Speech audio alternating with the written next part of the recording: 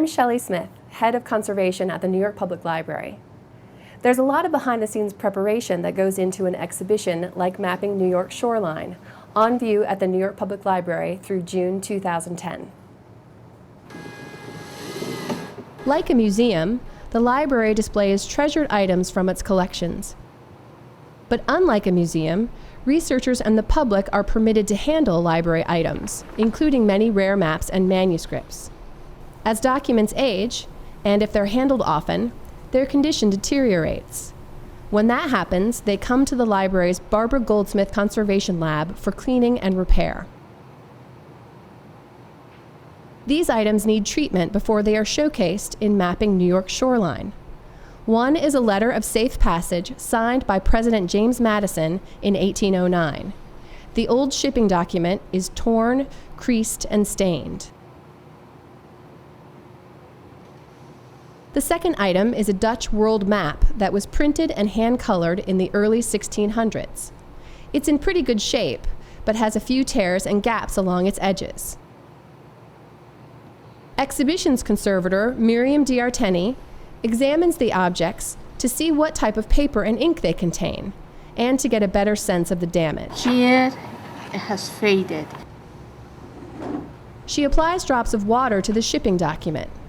It absorbs quickly into stained areas, but in cleaner areas it remains on the surface. This indicates that paper fibers in the stained areas have broken down, most likely due to the presence of acid. What do you think we should do to try to reduce some of the stain? Well, I was thinking to... After examining the objects and documenting their condition, Miriam proposes a treatment plan, and we review it together. We'll need to be careful of an embossed seal on the shipping document, which could easily get crushed. James Madison's signature also presents a challenge. Miriam's already determined that the ink won't run, but iron particles could oxidize in the presence of too much water, a process similar to rust. Miriam prepares a solution of ethanol, a small amount of water, and ammonium hydroxide. This chemical makes the solution more alkaline by raising its pH level. The point. Next, Miriam places the shipping document on a suction table, which acts like a big vacuum cleaner, and carefully sprays the solution onto it. The alkaline cleaner breaks apart or solubilizes dirt and acid discoloration in the stain. Suction draws the particles out of the paper and into an absorbent cotton blotter beneath it. Here, look at that.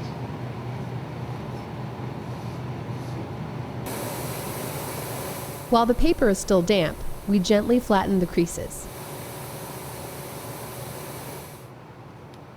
At this point, Miriam applies water vapor to humidify the seal. The vapor softens only the edges, allowing Miriam to unfold them while the fragile embossed image remains dry. It's coming down. Miriam sprays the document again to remove more discoloration and continue flattening it. Afterward, she places it between two absorbent blotters and under weight to prevent the paper from wrinkling. We've cut a hole in the top blotter to accommodate the seal. It'll take several days for the paper to dry completely. When it's ready, Miriam will fix any gaps or tears, as she's preparing to do here with the Dutch map. First, she removes any surface dirt by rubbing it with grated vinyl eraser crumbs. Then Miriam makes a paste of highly purified wheat starch. She applies the paste to a strip of Japanese paper to fix a gap or tear. It's a special kind of thin and very strong paper made from the long fibers of a mulberry tree. After the mend dries and flattens, she'll trim it to fit the original paper edge. Miriam's repairs are almost invisible. You can still see a few stains on the shipping document, but her cleaning has made a big difference. Conservators don't aim to restore an object to pristine condition. Instead, they prevent further decay and lengthen an object's lifespan so that future generations can continue to enjoy it. Conservation is a unique mix of art and science, and the New York Public Library's Barbara Goldsmith Conservation Lab plays an important behind-the-scenes role in preparing for exhibitions.